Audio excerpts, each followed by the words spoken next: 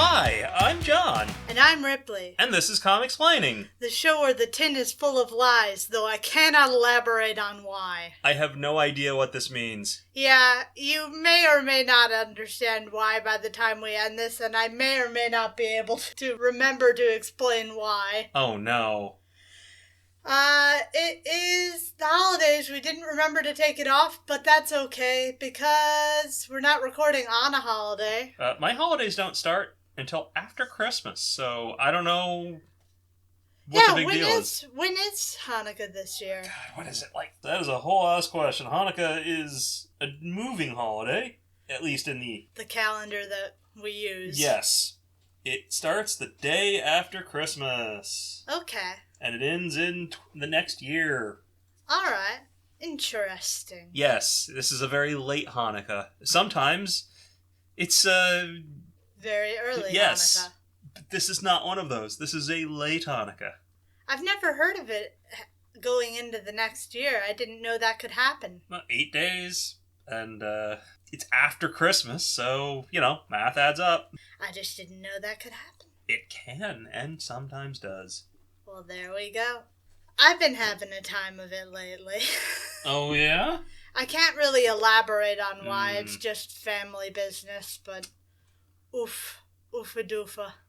I've been having a better time ever since I got my laptop fixed. Well, I say got my laptop fixed, I mean fixed my laptop, as in bought a whole part, did the replacement. It was a whole thing. Congratulations. Yeah, I don't have the best track record on fixing laptops, so... They're not very easy to fix. And they're very easy to break while fixing, and they happen to break on their own anyway, because they're very fragile. So... Well, congratulations. So yeah, I'm hoping this sticks for a while, because I do not want to go through anything like this again anytime soon. Well, Candace isn't going to be joining us this week. Kind of feeling low on the energy, would you say? You may or may not hear them behind us. May or may not. Candace is here with us in spirit. Candace is dead. Yes. Sometimes I can hear her voice. I'm going to boost you just out of spite. But let's get to the comics for this week. First up for us this week is X-Men Annual 7 from September of 1983, written by Chris Claremont, penciled by Michael Golden and Brett Blevins, inked by Bill Anderson, Terry Austin, Michael Golden, Tom Mandrake, Bob Wysek, Brett Breeding, Joe Rubenstein, Steve Lealoha, Sam De La Rosa, Al Milgrom, and Brett Blevins. What the fuck? Oh my god. Colored by Glynis Wein. Lettered by Tom Wojciechowski and Michael Higgins, with a cover by John Romita Jr. What the fuck happened? It's an annual, and everyone's here! You have no idea how right you are. How long is this? Just about double length. What the fuck? Now, with that massive list of names, I'm sure you can imagine we've got some new ones, so let's get to them. First up is Bill Anderson. I don't know a thing about him. Fun fact about Bill Anderson, he's tech-savvy enough to be on Instagram, and that's not nothing for a guy born in 1963. It's a reach. Next up is Brett Breeding. He's spent seemingly more time over at DC than with Marvel, but a fun fact about him is that on the side he also has a portfolio of wildlife photography. I'd love to say that you could look at it over on his website, but that would be difficult, seeing as every page says, coming soon. Oh god. When did he make this thing? The early days of the internet and just never finish it?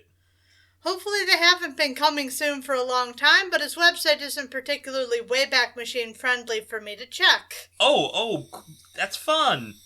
Sam De La Rosa is just another one of these guys that seems to keep himself to himself and largely just presents himself professionally. There are people who can pull that off. It's a neat trick, but you gotta respect it.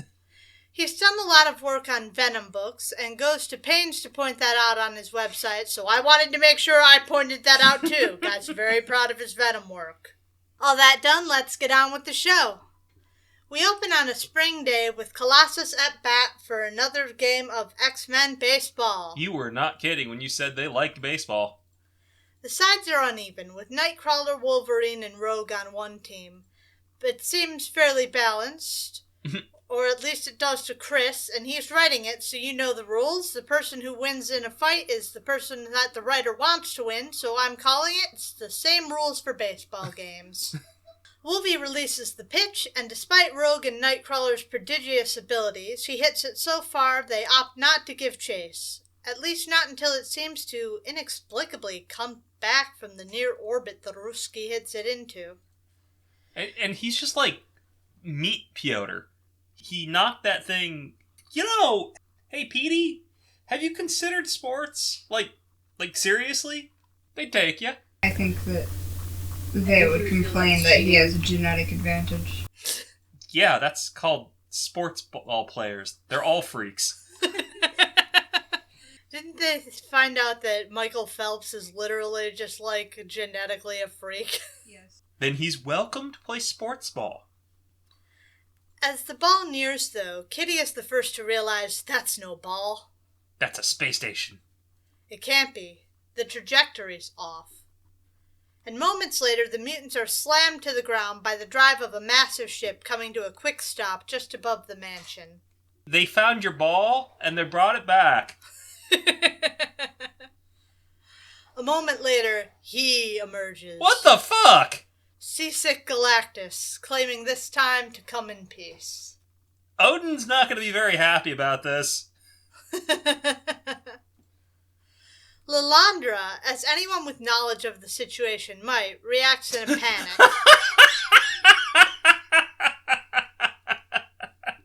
I'm sorry. The panels. I know, man. But she knows what Gal's whole deal is. Chuck, though, is significantly more chill about the whole deal, seeming to accept Galactus's claim to come in peace. Sure, why not? He would. Since when all you have is a hammer, every problem looks like a nail, Chuck decides to attempt a mind probe. That'll be fine. Curiously, Galactus is a psychic void. And yet there's another presence there, so Baldilocks persists, fucking around and immediately finding out. Oh, boy. He gets brain blasted straight out of his chair and, head proportions. Yep. But this gets the X-Men properly riled and ready to rumble. Yeah, we're gonna take on Galactus and... win? Question mark? And while Kurt and Lil make to carry the professor off to the infirmary for the second time in as many issues, Aurora summons up a massive storm, impressing even Gal, who finds it neat.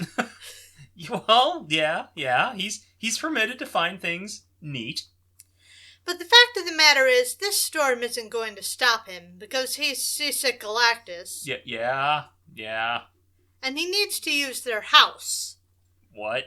Something the X-Men aren't too keen to just let him do. He could be here to eat your planet, guys. But with all his power, it takes but a small fraction of it to overwhelm the X-Men and scoop the house out of the ground, just as he said he would. Huh. It's not every day you can say Galactus stole your house. They're not just going to let it be, though. They're going to find the Devourer of Worlds and get their house back. Damn it, Galactus, you took our house! Give it back! By the time we catch up with them next, aboard the Blackbird, the Professor has recovered from the telepathic attack and is helping the X-Men track Gal through the skies above New York City to the S.H.I.E.L.D. helicarrier. He's on the S.H.I.E.L.D. helicarrier with their house? Though truth be told, he's not sure this actually is Galactus. How the hell would he fit aboard? Why does he need a house? The Professor dispatches Kurt and Kitty aboard the carrier in a move I'm sure S.H.I.E.L.D's just gonna love. Yeah, they don't shoot on sight or anything. Ordering them to scout things out, following his mental lead, and that is all. Yeah, and thus those two died instantly. Rip them. Aboard the ship, Nick Fury and La Contessa Valentina Allegra de Fontaine are sharing a romantic evening in his quarters. So this was back still during the Comics Code era, right? Correct. And the Comics Code had things about no sex, didn't it? I think you could settle for a tasteful fade to black. This is not a tasteful fade to black. This is the implications more directly. I think we're not showing enough. But my understanding was it wasn't even just about showing, it was about implying. I think it depends on where and when you are in the Comics Code. We're loosening boundaries at the certain Comics points. Code is collapsing in on itself and will eventually die a very sad and pathetic death. As we are talking about, Nick Fury is settling in to bed her down. Yes, that's why I'm saying all that. Suddenly, a costumed Kitty Pryde busts in, phasing through the wall, demanding a stop to whatever's going on in here. And the fact that he didn't just shoot her on sight is kind of amazing. Well, he's got a weapon, but it's not that weapon. Kitty Prude, more like, though. She then yelps as a giant green something bursts into creation, yelling that it won't let it deter it from its plans. What in the hell? So, this is a very busy room tonight. Yes. There's a green snake thing? That after Lockheed busts out the window, transforms into a wooden Indian, I guess we'll say, because I'm not sure how the hell, what am I going to say, a wooden native? I don't know. I guess, yeah, that's kind of what that is, isn't it? And, Yeah. Kitty Pryde is here. And, the man on the wall is getting laid. And the great green something plunges out, leaving Kit Kat to suddenly take in the scene she interrupted. Horrified, she stammers out an apology as Nick Fury goes for his gun. Not that gun. The other gun. The other gun, the actual gun. This is my rifle, this is my gun. You're going to explain things real fast, kid. Demanding an explanation, but he doesn't get one. Kitty instead just cries for help from her partner in arms. And just as the alarm is raised, he comes. Nightcrawler's... does he now? No, not that way. God damn it. Nightcrawler scoops up the frightened and mortified teen, apologizing in their wake as they bamf off. But as they go, La Contessa notes that Nick's eye patch is also gone. We catch up with our heroes down in the Savage Land, having further followed the thief's trail here. Oh hey, the real Savage Lands, not the hologram Savage Lands. Correct. They've only just disembarked the Blackbird when Logan's keen senses pick up on two people approaching, and fast. Wow, the Danger Room really does neutralize senses way better than the real thing. Luckily it's not trouble. It's Kazar and Shauna, here searching for Zabu, who, get this, has just been stolen. Huh. And Kazar's none too happy about it. That gives Rogue a theory as to what's going on, though. She thinks all these items are being nabbed as part of a scavenger hunt. That is the weirdest scavenger hunt I have ever heard of. The professor is, for some reason, intrigued by this theory he has no proof or basis for. But it doesn't really matter, because their quarry is on the move again. Well, in his defense, otherwise, this is the most random group of things to be yoinked I think I've ever heard of. Sometime later, at Avengers Mansion, the intruder alarm loudly sounds throughout the house. It's only Jarvis and She-Hulk who respond, just in time to see the Fantasticar out on the front lawn with a pile of junk heaped atop it. Is that what it looks like these days? Correct. Yep. It's got spot for 3, spot for 1. They keep on redesigning the thing. Yeah. What's it look like now? I don't think it's just attached anymore. Like, it's more, I don't know, hot tub-like? Water and all? No. But, like, kind of like rounded in a way a hot tub could be. But with seats. Okay. Or at least that's what I've seen. I don't really follow Fantastic Four. She-Hulk is quick to identify two of the miscreants on screen. Rogue and Colossus, though Jarvis can't fathom why the two would be working together. given the bad blood between the X-Men and the Brotherhood. Charles, you really should update your allies on team changes. Well, they're not that close. Yeah. The X-Men do not have a good habit of doing this shit. But, it would be a good thing to update the Avengers about, Rogue. Probably, yeah. But then again, Rogue is not on good terms with the Avengers. Well, then that's why you need to put Rogue under X-Men protection. But that's me thinking about these people as if they're friends, which they're not. While Jarvis calls for backup, Jen rushes outside, ready to lay the smackdown on the thieves. Oh, no. She catches them red-handed. Yep, a good old misunderstanding fight. Oh, no. A confused Colossus with one of the Wasp's many costumes in hand, while Rogue points up at the loaded-up Fantasticar, sluggishly chugging its way through the Manhattan sky under the weight of the rest of her wardrobe. She's just about to take off to give chase when Walters snags her by the ankle, smashing her down to the ground. She then turns her attention to Colossus, disbelieving his protest that he's no crook. I didn't believe that line when I was a lawyer. Shitty of a lawyer to say, I think. Ooh. Anyway, when she's not attacking from behind, Colossus tosses her away. That's when backup comes in the form of Iron Man, and the inactive Avenger blasts the Russian back with a skark. Wow. Meanwhile, in Greenwich Village, Dr. Strange is deep in meditation, peacefully hovering in the Sanctum Sanctorum. At least until the night's chaos chooses to visit itself upon him as well. Oh boy!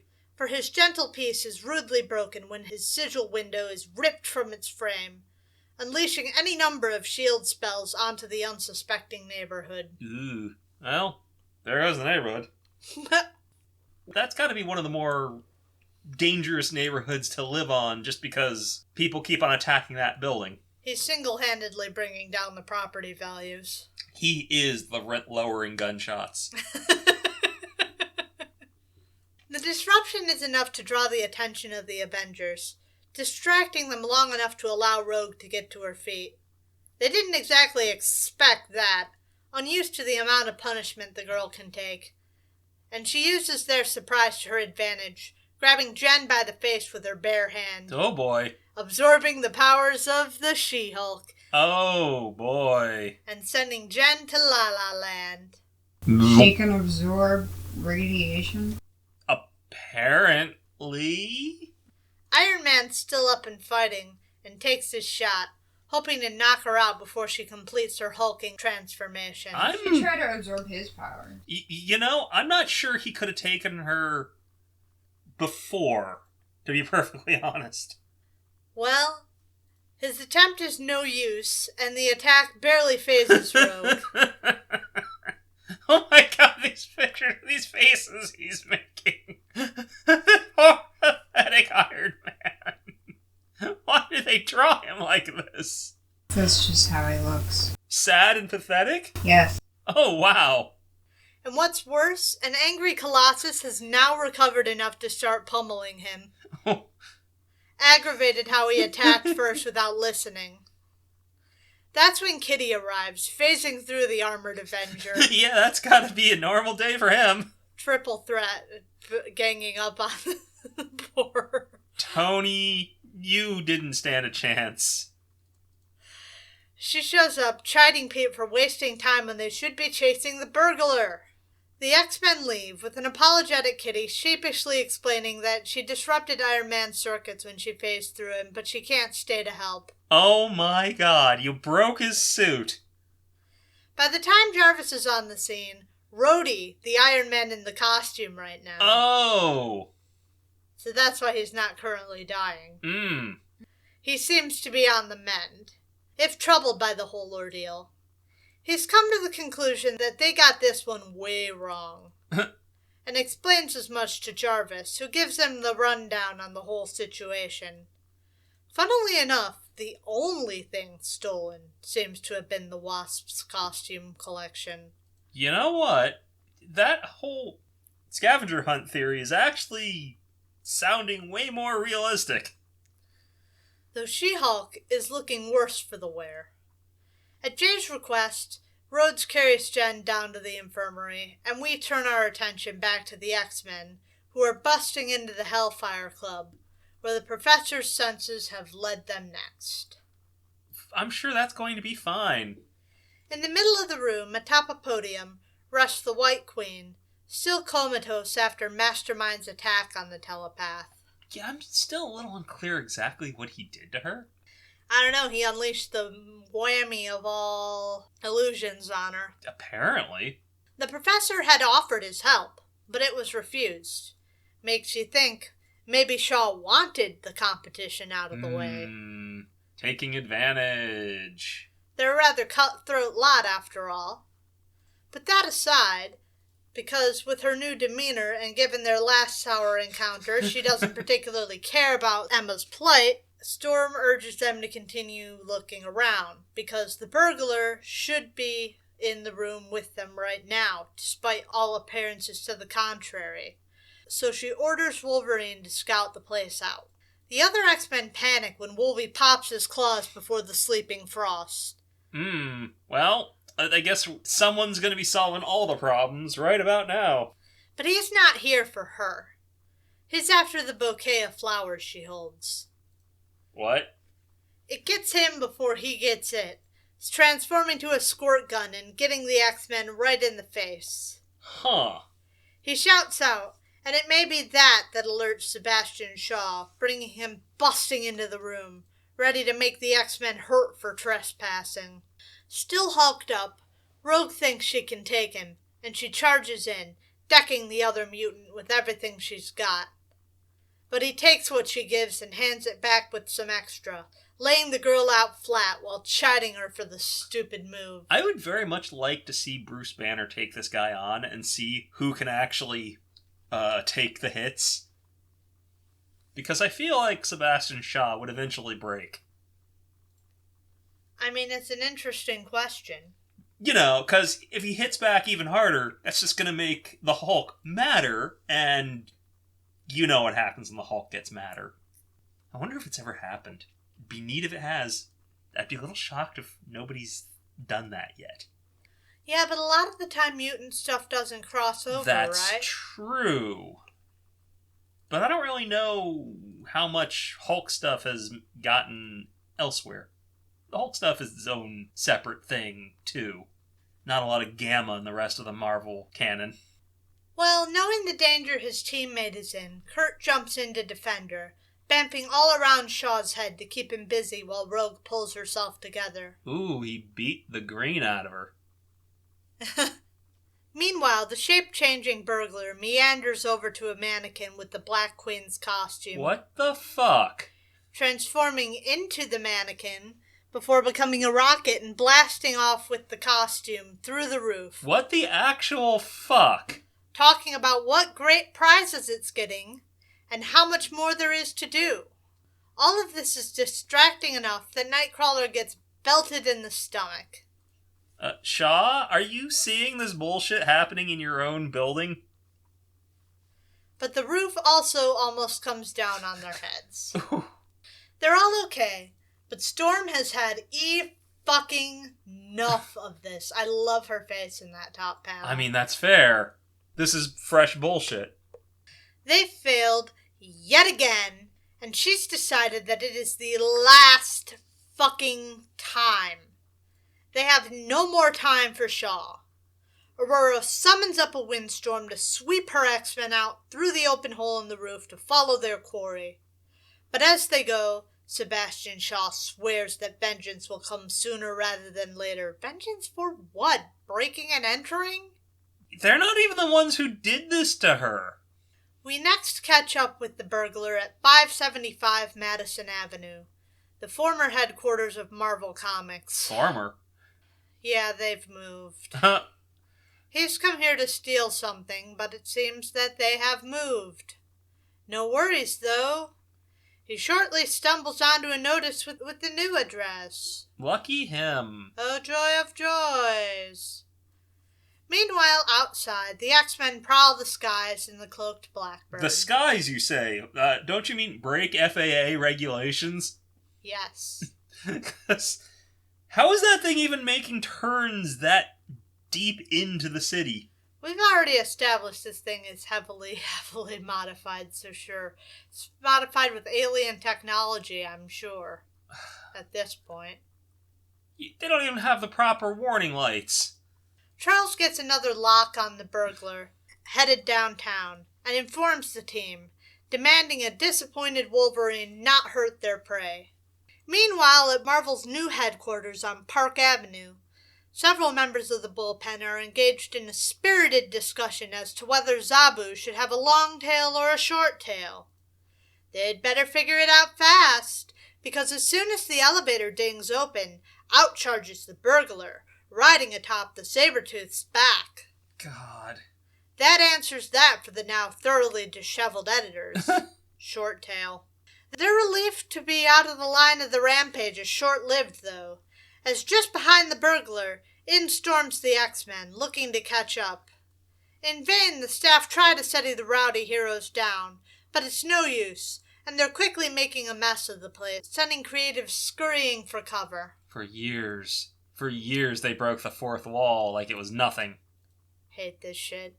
In one of the editorial offices, we find Larry Hama in discussion with one Michael Golden about his plans to move to the city. Maybe. He's midway through explaining his reasoning when the Green Hat appears in the middle of the room, looking for Stan Lee. There's just one problem.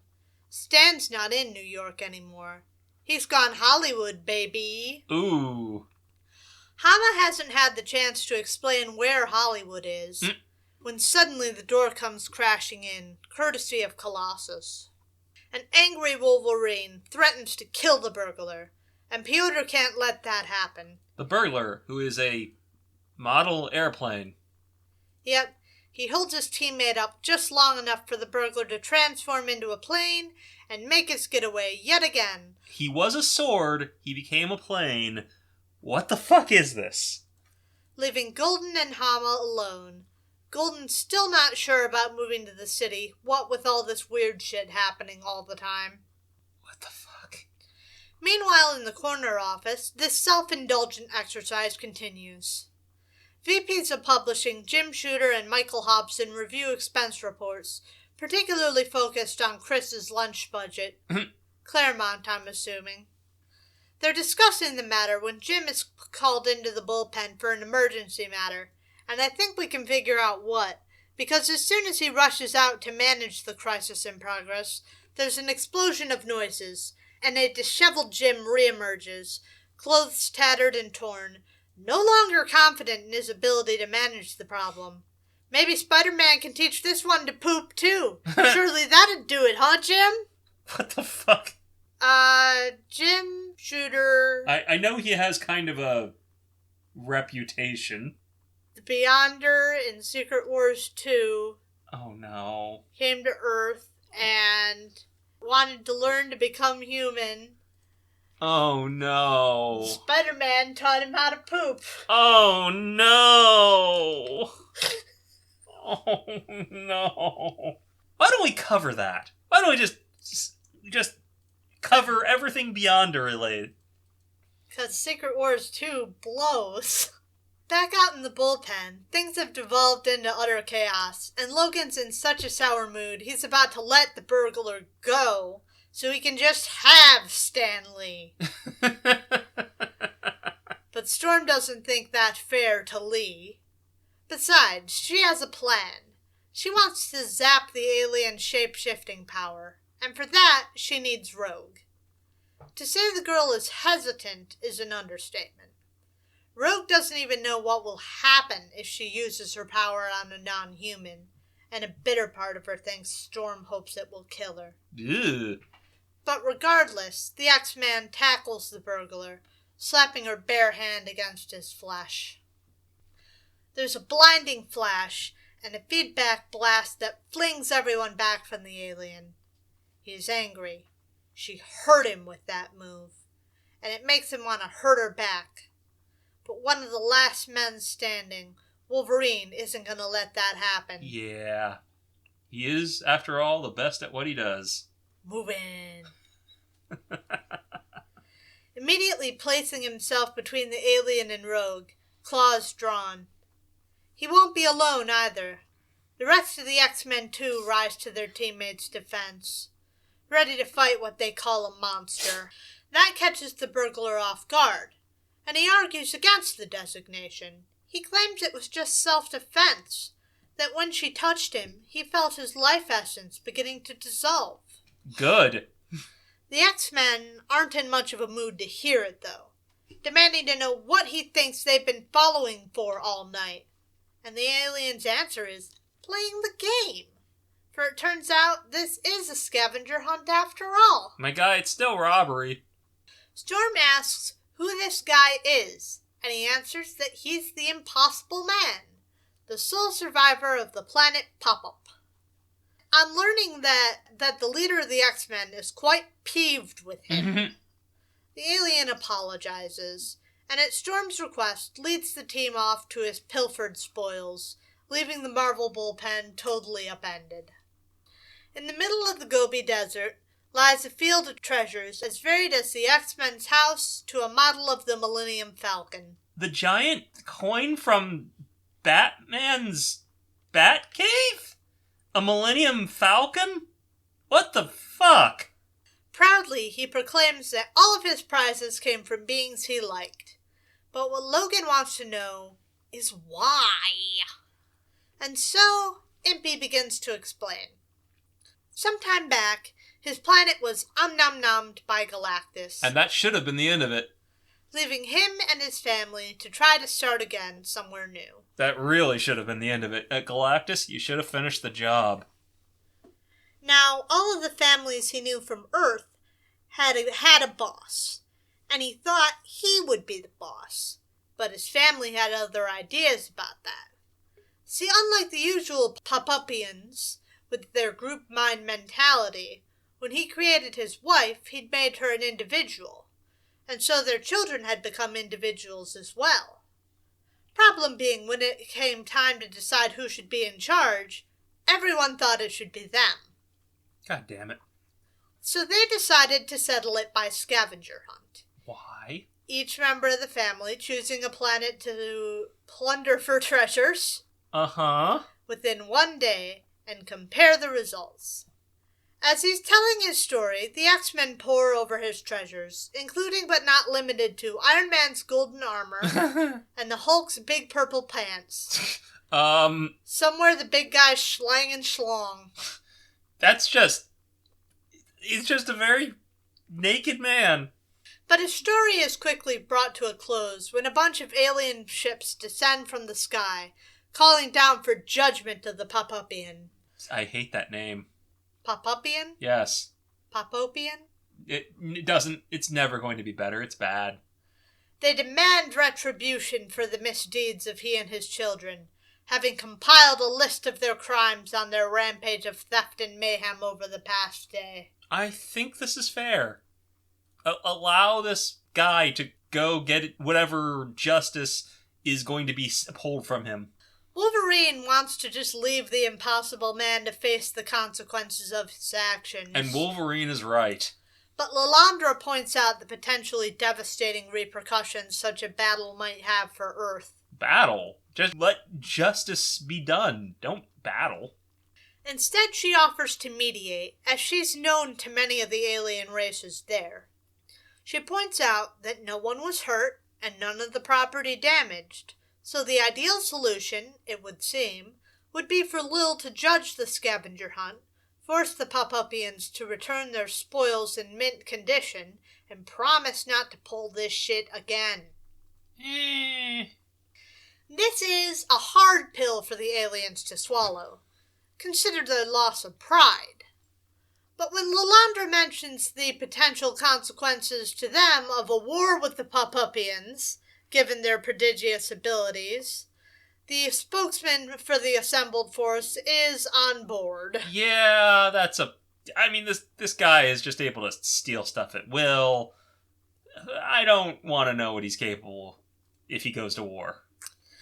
Sometime later, after Lil's announcement of the winner, we find the Impossible Man bawling poolside at the X-Mansion, positively inconsolable at having lost. My guy, at least you're not at war.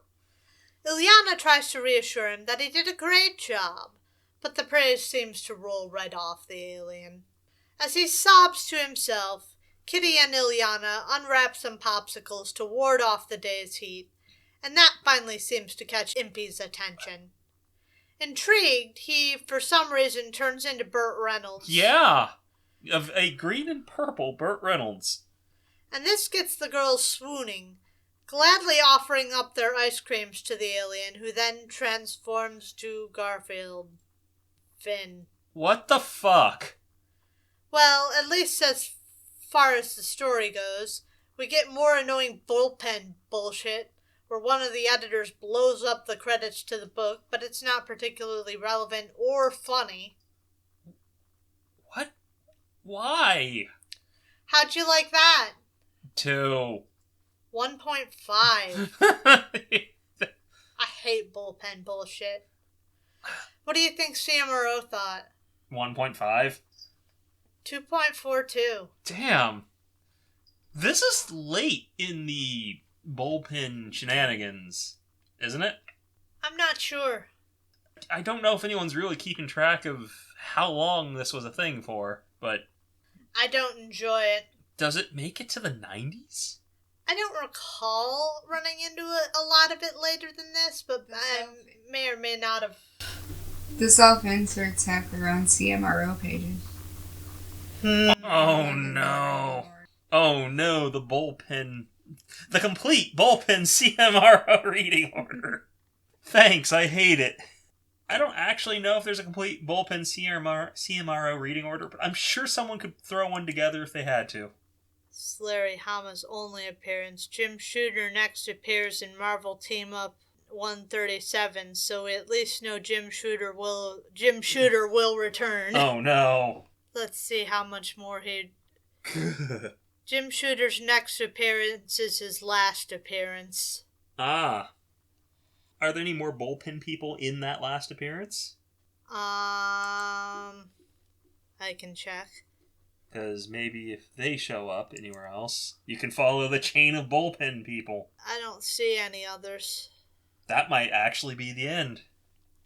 Perhaps we are finally freed.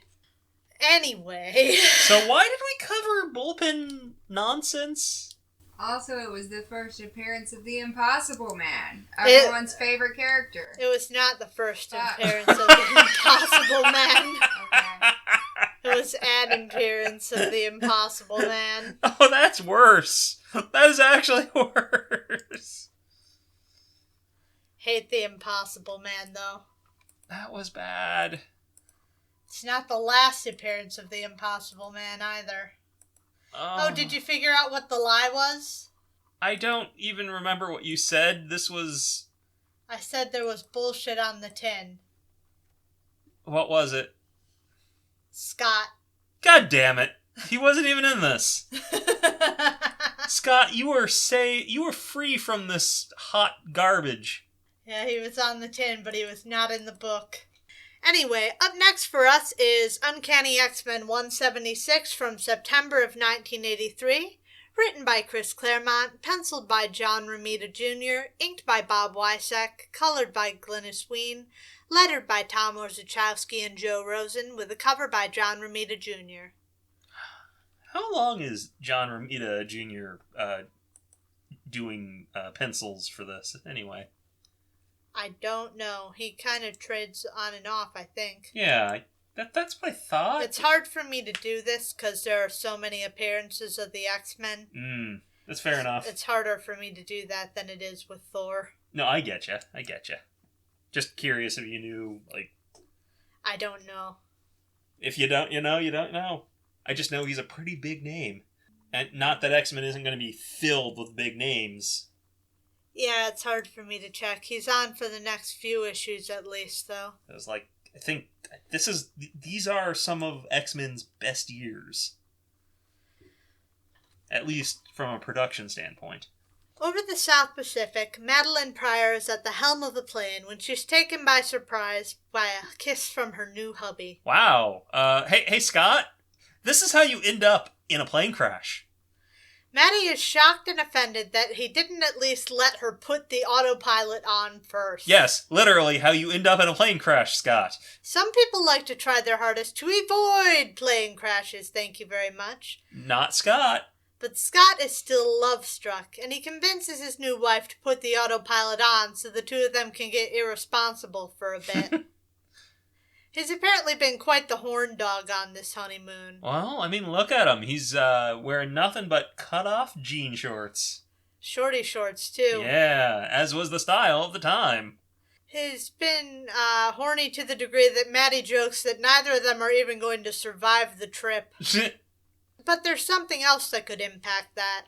Some bad weather closing in on their little seaplane. Oh, no. They should be able to make it to shelter before it hits. Should being the operative word. Yeah, but when has Scott ever had that kind of luck? As they fly, conversation turns to the Starjammers, and whether Scott wants to take his dad up on his offer. But Scott still hasn't made up his mind. Come on, Scott, you need to choose. He's torn, knowing that if he stays, he may never see his father again. But if he leaves, that may be the last he sees of Earth. Just then, the plane is rocked by jarring turbulence that nearly knocks the pair from their seats. A line squall has found their little seaplane, and despite Scott's efforts to fight the winds, they're soon proved to be for naught. Ah, another plane crash! Huzzah! Two people who have been traumatized by plane crashes in a plane crash together. Moments later, the bird is struck by lightning, shorting out her electrical systems. One more ill-timed wind gust and the goose goes into a tailspin, allowing Scott and Maddie to add one more plane crash to their respective records as they spiral down towards the Pacific Ocean. I love that for them. Isn't it great? Back in Nagarashima, Mariko Yoshida sleeps in her bed. At least she does for a few moments before a sheathed sword is tossed onto her sleeping form, waking the woman. She's initially confused until she recognizes her once-fiancé, Logan. The sword is the honor sword of her family, and 2 days ago it was delivered to him in New York. That's a heck of a delivery. Given their last interaction, he's understandably confused, and Mariko answers that it's his by right, to which Logan claims that she should be as well. Okay. But no. Despite her love for him, this cannot be. Under Mastermind's influence, she apparently took actions that further bound her family to the Japanese underworld. Oh, fun. And now, to retain her sense of honor, she has to break those ties all by herself. And though she cries, she is resolute, knowing that if she falls and becomes what she hates, Logan will do what has to be done. Well. Though it pains him to leave her, Logan understands, and so he goes, leaving a tearful Mariko to wipe those tears from her own eyes. Meanwhile, in the Pacific... Oh my god, it wasn't a plane crash. It's a water plane. It landed. They landed. Oh my god, they managed to dodge a plane crash, and they still probably have plane crash trauma because of this. Yep, the plane seems to have come to a graceful stop atop the water, rather than scattered about it in pieces. Her pilots doing their best to effect repairs on the busted bird. There's both good and bad news. Good news is they brought lots of spare parts with them on their honeymoon. Mm-hmm. I'm going to say that's Go Bag Scotty's doing. But also, they've both been in plane crashes. Honey, are you sure we need all this? Just pack it, just in case. We don't need the fuel, we need the parts. Anyway... The bad news is that a bigger storm is still inbound, and they've got a limited amount of time to get their plane back in the air. Scott's perched on top of one of the engines, working on it, when Wifey offers him a kiss as repairing fuel. That sounds like a pretty good idea to him, and he attempts to maneuver over to take her up on the offer, but as his foot slips on the skin of the water-slicked plane, were it not for Madeline, he'd have ended up in the drink. Which shouldn't be a problem. Well, it shouldn't be, because he couldn't swim. But knowing how to swim doesn't save you from giant sharks launching themselves out of the water at you, does it? What does he look like, a seal? Luckily the shark misses, and Scott lifts his glasses to blast it back away. Hey, Scott, that shark is just doing what comes naturally. Trying to eat you. After all he's been through, that episode with the shark actually leaves him shaken. And for a while he holds on to Maddie while he composes himself, before they both get back to work. Unbeknownst to either of them, down below the stunned shark is yoinked further into the deep by a pair of strong tentacles. Ah, so I'm guessing we're finding out who owned that city Magneto took up residence in. Perhaps. In Washington, D.C., Henry Peter Greenwich, of the National Security Council, has arrived for a meeting headed by the President's National Security Advisor, with all kinds of security bigwigs from every three-letter organization you can think of. Fun. He arrives to find the meeting already in progress, a CIA spook at the podium giving a brief rundown on what happened at the city of Veracruz when the Soviets decided to tell Magneto no. They don't know why he stopped his threatened reign of terror, whether it was a bluff or someone stopped him, because frankly, they don't think even the Avengers could have taken him. Even though they also believe the Avengers themselves could take the planet, had they committed themselves to the endeavor. And that's just one team. Mr. CIA then turns the meeting over to one Dr. Valerie Cooper to discuss what brought them all here today. Mutants. Dun, dun, dun. Sure, once humanity was just worried about being slowly replaced by the mutants, but now they're a national security threat. They've been spotted the world over, and organizations, governmental and otherwise, are starting to take notice. Their concern is how these mutants might be used, for espionage or sabotage. Who's to say they aren't doing so already? Oh my god. If everyone was a mutant, this wouldn't be a problem. As a representative of the government, Dr. Cooper is proposing they do the same. Farm themselves some agents. Greenwich is skeptical, citing Magneto as a counter-argument. This is exactly what the man was convinced would happen. Mutants would be enslaved and destroyed by human fear. With the implication being that this might spur on further action from the mutant terrorists. So why don't you just become mutants, somehow? Valerie doesn't much care for the idea of just letting things sit, pointing out that she doubts the Russians are doing the same. This is one of those sliding time scale things, right? Mm-hmm. Cold War paranoia. In 83? That was cooling down so much? Don't get me wrong, there was still a good amount in 83, but Glasnost really changed the relationship between the US and the USSR. Mostly because the people in charge over there actually kind of believed the propaganda. Meanwhile, back in the Pacific, the beginnings of the storm have come to Madeline and Scott. Decent-sized waves rocking the boat as rain begins to fall. Scott's finished up repairs on the engines, so fingers crossed they're ready to go. Yeah, hopefully. Not so. Wah, wah. As soon as Maddie flips the switch, the props whirl to life. But the engine catches fire. That's cooked. That is actually cooked. After killing it once more, she's back on the wing with her hubby, and makes a passing comment that it's a pity she didn't turn out to be the Phoenix after all, since that would have solved all their problems. Scott, doesn't take that well. Yeah. But Maddie is weirdly intense about having been through her own death and rebirth of a sort after the plane crash. She doesn't even remember the death part of it. As the pair get back to work, neither of them notice a tentacle grasping at the tail of the plane. Ooh. It's stormy, too, in New York City.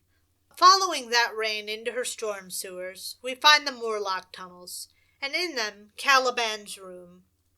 He of the rancid vibes comes home to find himself not alone. Callisto and her cronies, Sunder and Mask, are hanging out in his digs, claiming to be worried about him. Why? Since they haven't seen him in a while. Okay, but really though, why?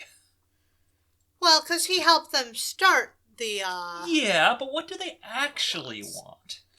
Well, Cal sweetly explains that while she's been deposed, of course she still cares about her people. But Caliban just wants to be alone. Mask rebuts his claim, pulling out a picture of Kitty Pryde that I don't want to know where he got. Oh, no. Taunting that Caliban's upset he can't have her. Caliban snatches the picture back, attempting to throw them all out. But Callisto insists that she just wants to help. And Caliban breaks down, falling to his knees and confessing his heartbreak. Kit Kat promised she'd come back to stay with him if he helped, but she never did, and now he's heartbroken. But Cal can't have that. No, she's going to make Kitty keep her promise. Don't like that, don't like that, don't like that. Whether or not that be over Aurora's objections. So it's revenge. Correct. Out in the Pacific, conditions have worsened, and rain pelts the seaplane. But at last, Madeline and Scott Summers have completed their repairs. With fingers crossed, they start the engines, and luckily enough, they crank over, whirling to life. That leaves just the anchor to deal with. So Maddie climbs out onto the plane one last time to haul up what must be one hell of a long chain. But things don't go to plan. Midway through, the thing refuses to move anymore, and moments later the reason becomes clear. Yoink. As tentacles wrap themselves around the woman, pulling her down into the ocean. At her scream, Scott has no time to get his bearings or get a handle on the situation. He just reacts, diving from the plane to save her. She resurfaces just as he's swimming her way, fully wrapped in the thing's coils, and that's when Scotzo gets an eye on the tentacle. Then boy does he. With an idea of what to do now, he carefully blasts at the tendril wrapped around his beloved. But that's when he begins to feel something touching his own legs. That's a lot of tentacles. And a lot of leg. Yeah. I've seen enough anime to know where this is going. An instant later, he's dragged down. But of course, his first thought is not to lose his glasses. Of course. Of course, once he's got them fixed, he sees what he's up against. One monster of an octopus that he calls and will continue to call a squid for the whole issue. God damn it, Scott. Did nobody teach you what an octopus is? Well, when all you've got is a hammer and judo throws and you're underwater, all of the judo throws in the world aren't going to help you. It's hammer time. He blasts the octopus, and it releases both he and Maddie. Glasses still in place, he swims over to rescue his wife, rather than surface, but the octopod strikes back, wrapping a tentacle across his face, knocking his glasses off in the process. Oh no. Big mistake. At point-blank range, he does enough damage to at least force it to let him go, and he's finally able to kick his way to the surface. Blind now, he's reliant on his wife's voice to guide him back to the plane. But amazingly, the cephalopod comes back for more. This thing is really out to get him. Now that Maddie's out of the line of fire, though, Scott's got no reason to hold back when the octopus attempts to pull him down into the depths this time. And he gives the creature everything he's got. That's a lot. It's enough. Finally, lungs burning for air, he's able to kick his way to the surface once more, only to panic when he finds himself ensnared once again. But this time it's just his wife. With their guidance, they're able to make their way back to the plane, where she helps him, still blind, inside. We know our boy, though. Ever prepared, he digs in his bag for his costume. God, he's always prepared. Which he, for some reason, also brought on his honeymoon. Because he needs to be Cyclops. Pulling the mask and visor on over his head. With the anchor now aboard, the plane now rolls heavily with each wave, and Madeline climbs inside the cabin with the bad news that they've got maybe a minute to get underway before a monster wave takes them out once and for all. Scott hits the ignition again, hoping beyond hope to hear the engine sputter to life once more, but no dice. There's a backfire and the waterlogged engine stubbornly refuse. So not a plane crash, but something not completely unrelated to a plane crash. It's kind of like a delayed plane crash. They landed, but... The crash is coming. Right, it's coming for them. Mm-hmm. Resolving to keep trying, he asks his wife for a kiss for luck, but Mads modifies the offer, offering instead a kiss for love, as pilots as good as them don't need luck. I don't know. I think he needs some luck right now. Apparently, that was exactly what he needed, as this time the engines fire right up. Just in time to avoid the monster wave, the Summers take off on the ocean, cheering before sharing a passionate kiss. It's going to be a rough flight without instruments, communications, or autopilot to help them along. But Scott, buoyed by his wife's compliment on his piloting skills, is confident he can get them there. But there's something else, too. He's finally made up his mind about joining the Starjammers. He's seen what a hard man his father has become, and knows that they're headed off to fight a war. And frankly, he wants to live a softer life, with a family, like he never got to have growing up in the orphanage. Yeah, Dad. He wants to be happy with his wife and his new life, and with that, the pair fly out of the clouds. And if they really wanted it to be, this could be one of the last times we see him, as we actually hand the torch of leadership to Aurora and let these two actually have their life. Let these two crazy kids have a happy ever after. Yes. How'd you like that? That was okay. That was a little weird.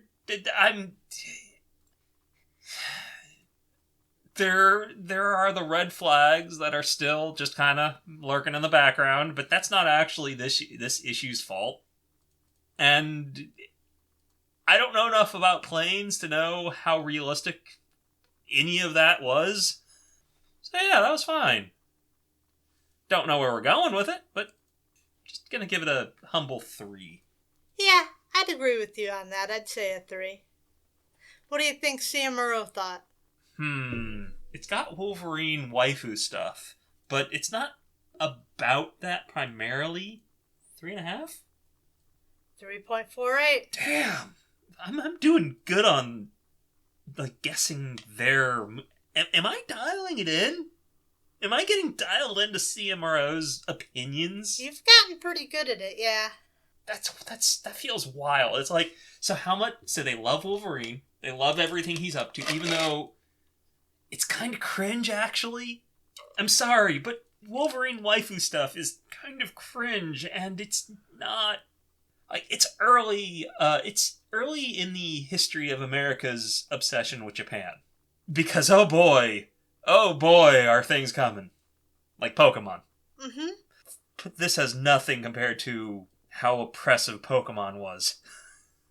But... Pokemans. Yeah. Gotta catch 'em all. Yep. I know it's my destiny. Copyright claimed. But... Yeah, so they can take all the money we earn. Yes. Pokemon, oh, you're my best friend.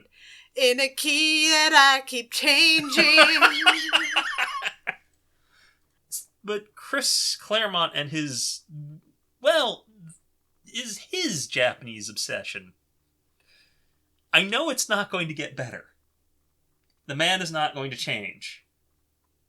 And he's just going to keep on making more things. Here's looking at you, race-faking Psylocke. Oh god, I'd completely forgotten about that. I knew we weren't even done with Wolverine. Never mind, Psylocke. Oh god. Psylocke, who everyone just forgot for 20 years. Oh, nobody forgot about her. No, they didn't forget about her. They just forgot that what happens is bad in the first place. It's a mess. We'll get there. It's going to be an interesting decade. That doesn't happen until, like, almost the 90s. As I said, it's going to be an interesting decade.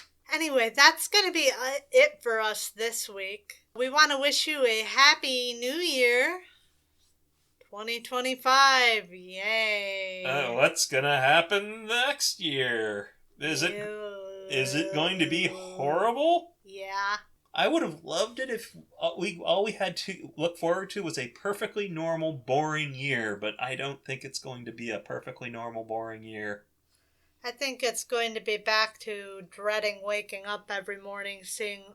What's in the news? Yeah, because it's already been that. I wake up every morning and it's like... And President Musk is doing something. I mean...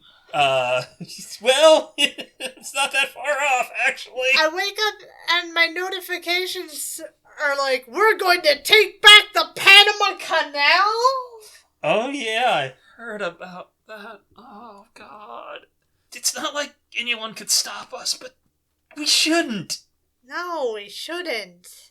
Oh, God. This is... stressful. It's already stressful, and it's still 2024. He's not even president yet. He's not even president yet. Happy New Year! Happy New Year! Yay.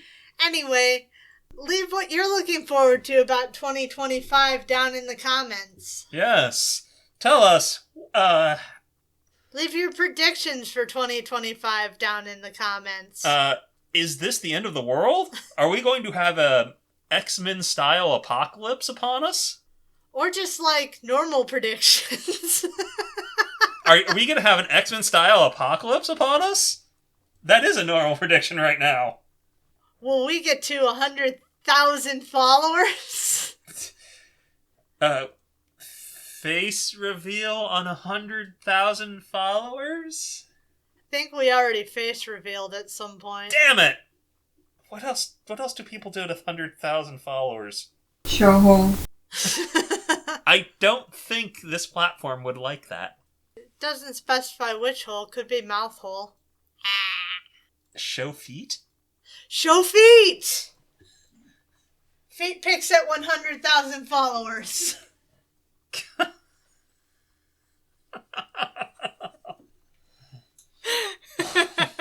No. Like, subscribe, and hit that bell button if you want to find out when we drop new content, because YouTube won't tell you. YouTube is mum on everything. They're the worst.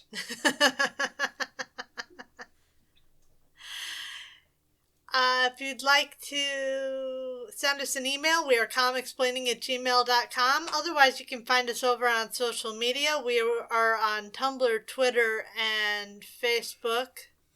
If you'd like to throw the show a few bucks, we're over on Coffee, Comicsplaining over there. Other than that, Happy New Year, and we look forward to talking to you next year. Bye. Bye.